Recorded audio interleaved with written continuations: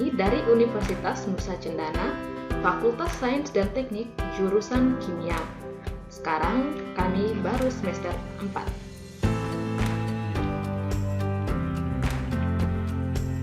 Ini nama dari masing-masing kami. Yolanta Dopo, Lucia Gendung, Eliza Natalia Bria, dan Rosinta Tanuina. Assalamualaikum warahmatullahi wabarakatuh. Salve, shalom. Pada video ini, saya akan memaparkan materi mengenai evaporasi. Langsung saja kita masuk ke materinya.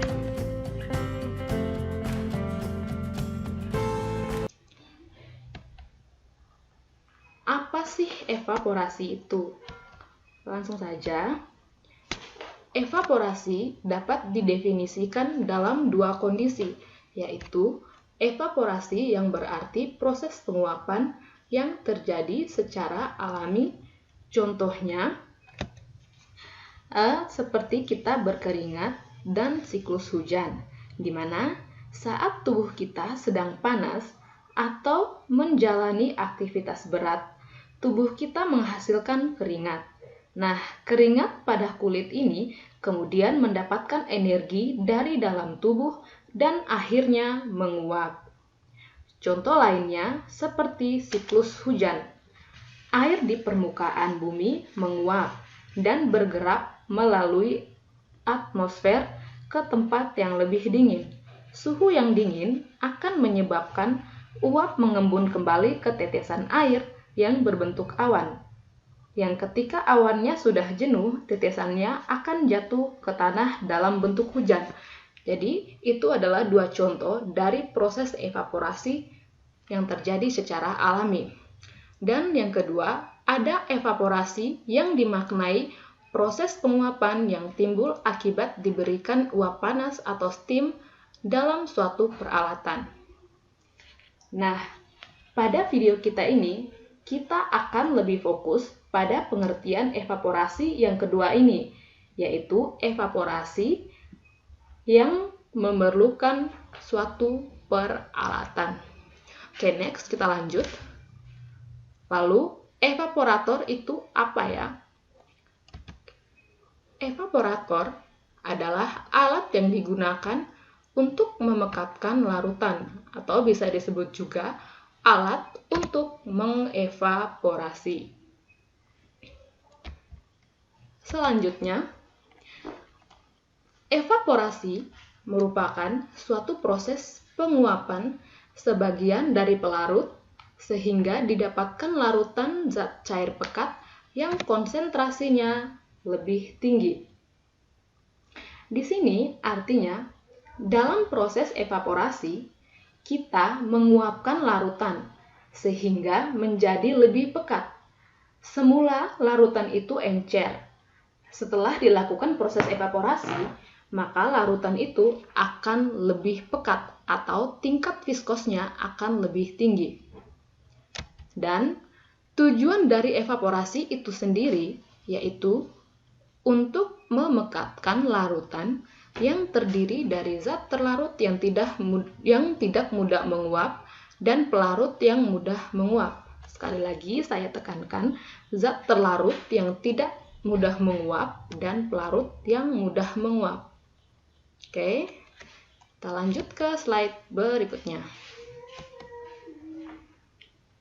Di antara teman-teman pasti ada yang masih bertanya-tanya atau masih bingung. Apakah evaporasi itu sama dengan pengeringan atau distilasi? Nah, mari kita lihat bersama. Yang pertama, evaporasi tidak sama dengan pengeringan. Dalam evaporasi, sisa penguapan adalah zat cair, kadang-kadang zat cair yang sangat viskos dan bukan zat padat. Di sini artinya, dalam proses evaporasi, hasil akhir yang diperoleh berupa zat cair yang konsentrasinya lebih pekat dari sebelumnya, atau zat cair yang sangat viskos. Sedangkan dalam proses pengeringan, hasil akhir yang diperoleh berupa zat padat. Jadi, sekarang kita sudah sama-sama memahami bahwa evaporasi itu berbeda dari pengeringan. Selanjutnya kita lihat evaporasi dan distilasi. Begitu pula, evaporasi berbeda dengan distilasi. Karena di sini uapnya biasanya komponen tunggal. Dan walaupun uap itu merupakan campuran, dalam proses evaporasi ini tidak ada usaha untuk memisahkan menjadi fraksi-fraksi. Oke, di sini artinya di dalam proses evaporasi tidak ada upaya untuk memisahkan menjadi fraksi-fraksi, sedangkan dalam proses distilasi ada upaya untuk memisahkan campuran menjadi fraksi-fraksi atau komponen tunggal. Oke, gengs, sekarang kita sudah lebih memahami kan kalau evaporasi itu tidak sama dengan distilasi ataupun pengeringan. Next, kita lanjut pada slide berikutnya.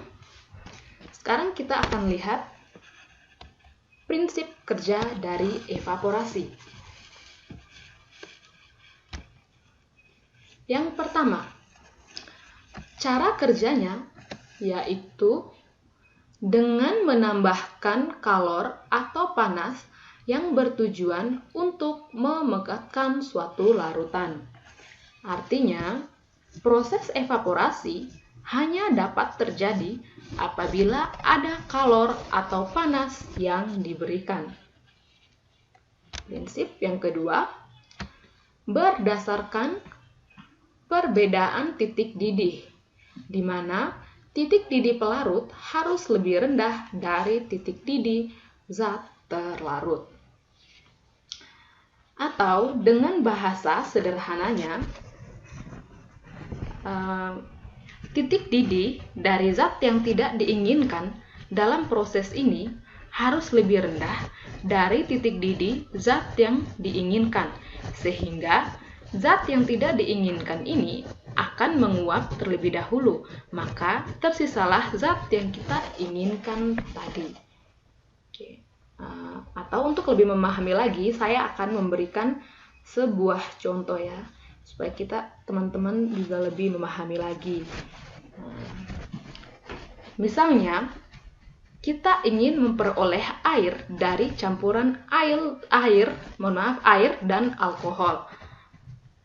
Berarti di sini air dianggap sebagai zat terlarut atau zat yang diinginkan. Sedangkan alkohol di sini dianggap sebagai pelarut atau zat yang tidak diinginkan. Titik didih dari alkohol harus lebih rendah dari titik didih air, di mana titik didih alkohol 78 derajat Celcius dan air 100 derajat Celcius. Ketika dipanaskan, maka alkohol yang titik didihnya lebih rendah dari air tadi akan terlebih dahulu menguap, hingga tersisalah air yang kita inginkan tadi.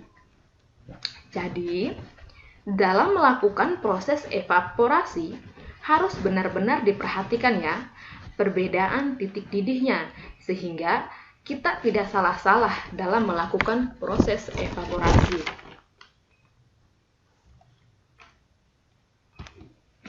Prinsip yang ketiga, evaporasi dijalankan pada suhu yang lebih rendah dari titik didih normal.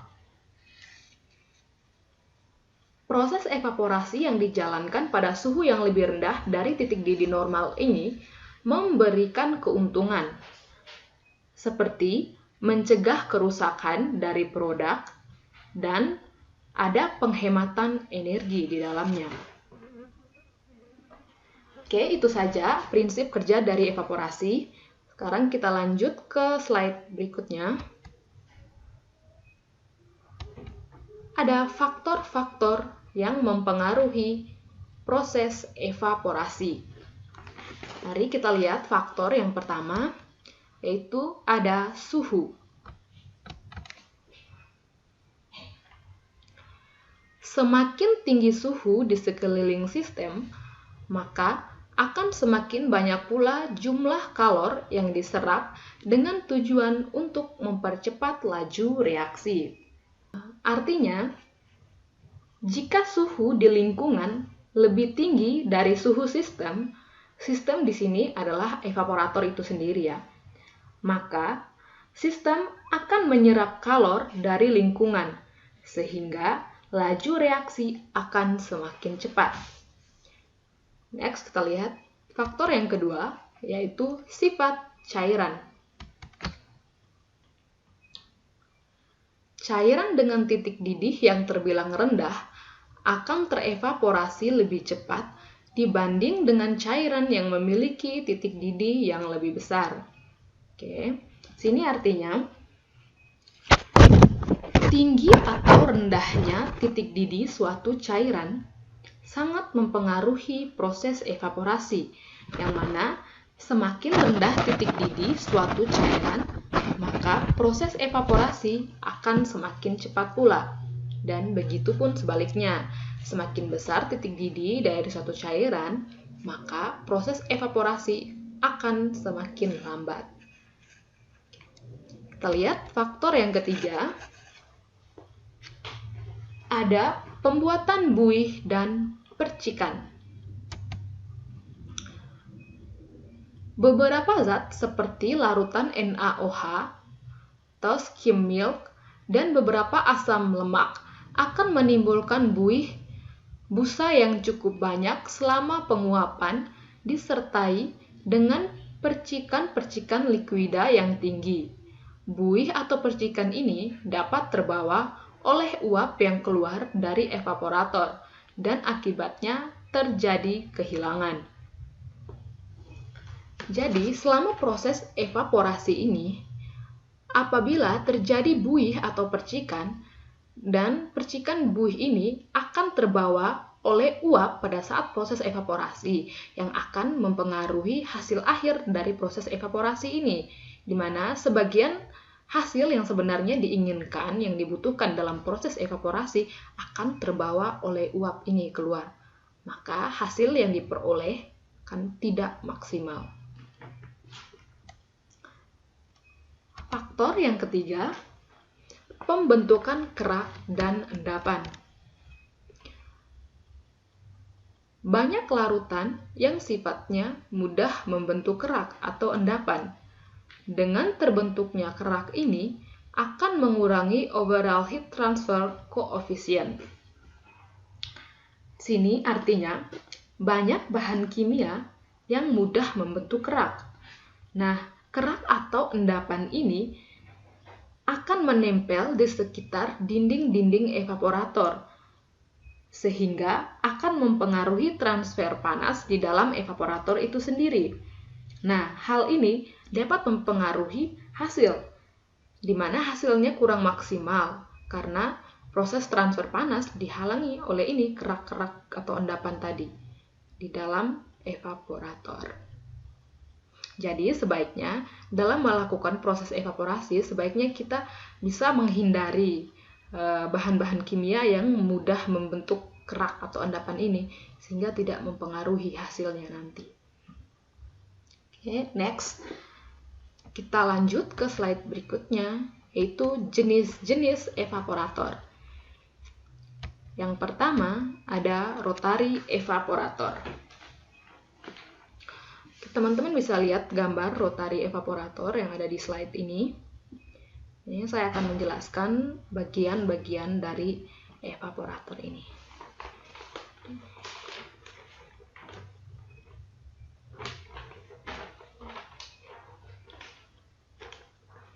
Oke, baik, kita lanjut ke bagian-bagian evaporator ya, rotary evaporator ini. Yang pertama ada hot plate. Hot plate ini memiliki fungsi untuk mengatur suhu pada water bath dengan temperatur yang diinginkan, atau temperaturnya ini tergantung dari titik didih pelarut yang kita gunakan. Misalnya, dalam proses evaporasi, kita menggunakan air, di mana titik didih air adalah 100 derajat Celcius. Maka, kita bisa setel ini di alat hot plate ini ke tingkat panasnya 100 derajat Celcius, sehingga pelarutnya itu bisa menguap nantinya. Selanjutnya kita lihat pada bagian kedua, yaitu ada water bath. Ini dia water bath.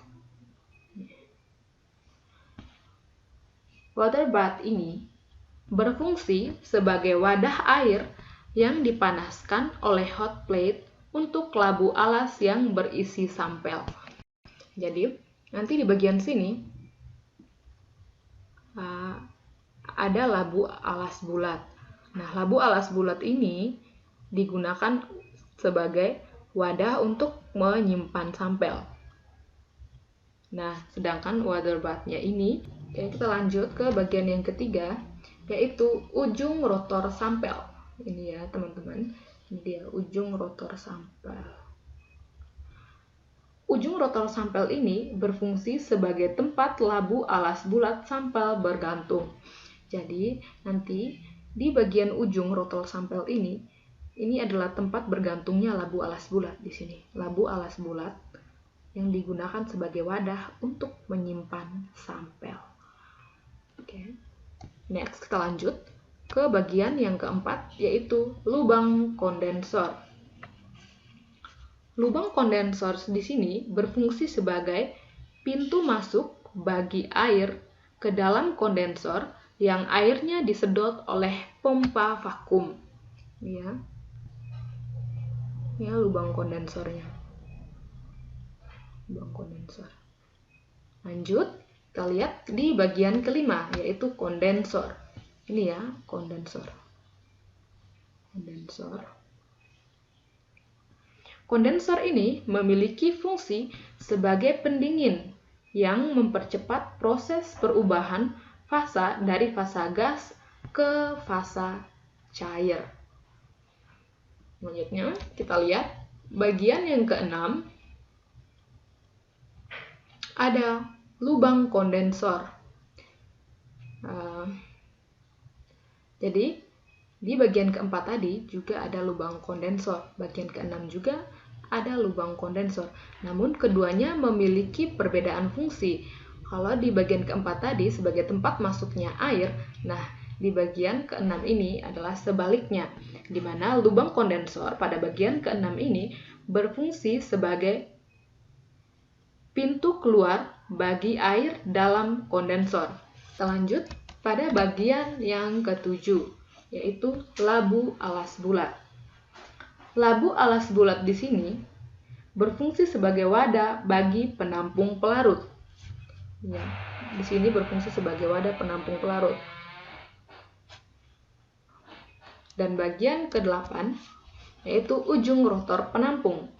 Ujung rotor penampung ini berfungsi sebagai tempat labu alas bulat penampung bergantung. Jadi, sebenarnya bagian yang ini sama ya, ada labu alas bulat dan ada ujung rotor penampung seperti pada bagian ketiga tadi. Namun, keduanya memiliki perbedaan fungsi, di mana labu alas bulat pada bagian yang ketiga ini berfungsi sebagai tempat penampung sampel, sedangkan kalau bagian yang ketujuh ini berfungsi sebagai tempat penampung pelarut. Jadi keduanya memiliki perbedaan.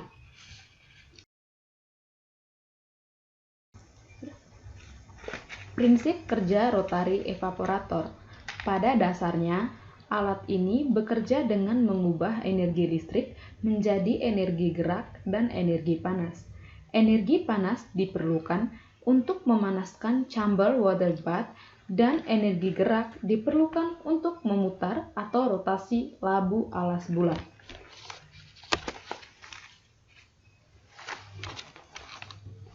Oke, next kita lanjut ke slide berikutnya.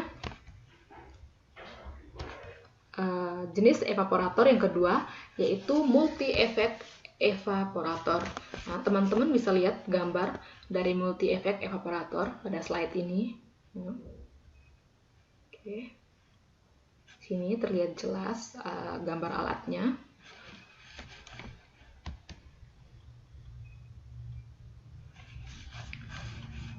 Multi-effect evaporator ini bekerja dengan menggunakan uap pada tahap untuk dipakai pada tahap berikutnya.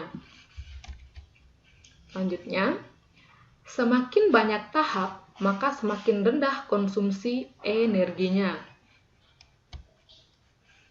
Nah, pada multi-efek evaporator ini memiliki dua tipe aliran, di mana ada aliran mundur dan aliran maju.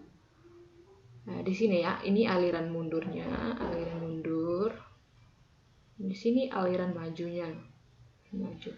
Nah, aliran mundur terjadi di mana umpan mentah memasuki efek paling dingin, lalu dan pulang dari efek ini menjadi umpan untuk selanjutnya untuk efek yang terakhir.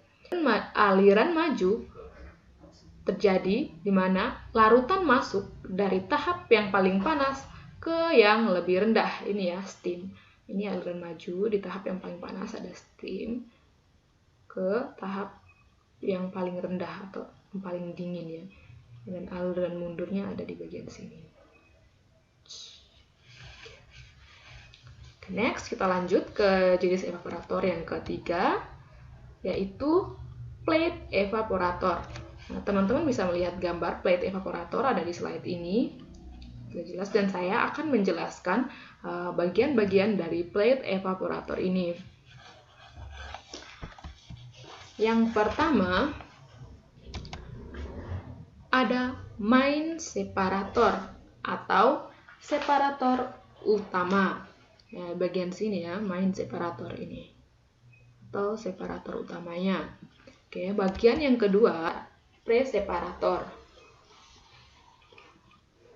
Dan bagian yang ketiga, sini yang ketiga ada plate calandria atau piring calandria. Kita lanjut. Nah, di sini ada bagian A-nya sini, yaitu produk. Dan bagian selanjutnya, bagian B ini. Bagian B ini yaitu konsentrat. Dan bagian C adalah kondensat. Bagian D di sini yaitu heating steam atau uap panas. Dan bagian E adalah vapor atau uap air. Plate evaporator ini mempunyai luas permukaan yang besar. Plate biasanya tidak rata dan ditopang oleh bingkai atau frame.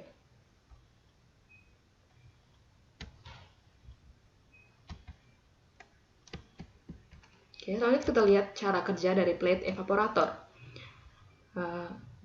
Uap mengalir secara co-current dan counter-current terhadap larutan. Selanjutnya, larutan dan uap masuk ke separasi yang nantinya uap akan disalurkan ke kondenser.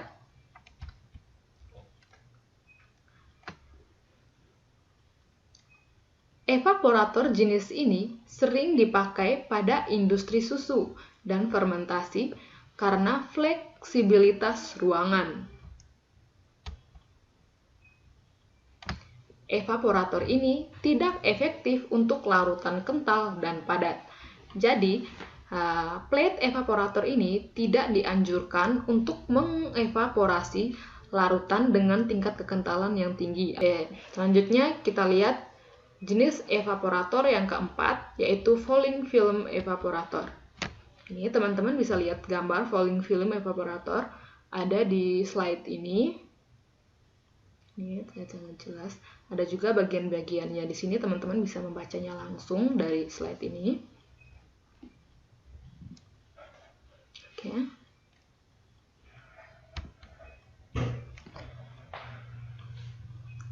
Pada evaporator ini, cairan mengalir ke bawah berbentuk film di permukaan dalam tabung karena gaya gravitasi dan juga gesek uap yang juga mengalir ke bawah. Steam pemanas mengalir dalam shell atau di luar pipa. Falling memiliki transfer panas tiap volume cairan dalam evaporator yang sangat besar. Artinya, perbandingan luas transfer panas tiap volume cairan dalam evaporator sangat tinggi. Luas transfer panas yang besar menyediakan fasilitas untuk perpindahan panas yang besar, sedangkan volume cairan dalam evaporator yang kecil berarti waktu tinggal cairan dalam evaporator kecil, sehingga kerusakan bahan dapat diminimalkan.